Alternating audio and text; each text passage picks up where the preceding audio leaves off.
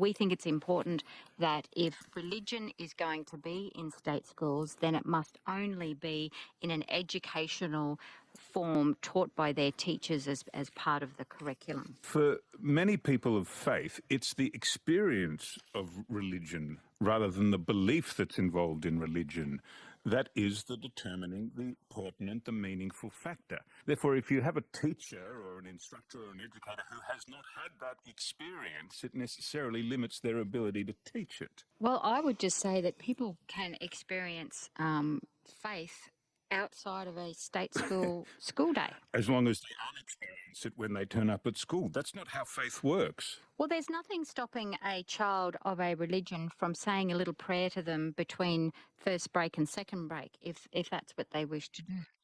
I am just talking about the legislative privilege that gives religious organisations right of entry into state school classrooms to provide religious instruction to children whose parents have given consent at the expense of the learning of all children.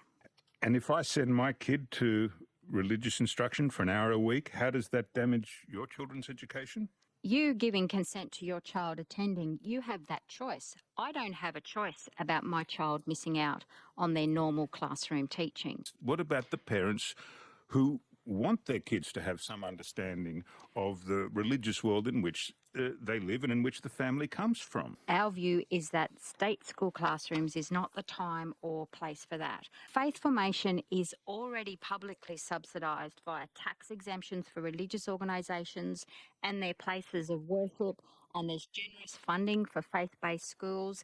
This third platform of state schools should be used to educate children about worldviews and religions, if anything, but certainly not dividing kids in their classroom for mutually exclusive religious instruction that affects all the children, because they're all missing out on valuable class time and their teachers want that back.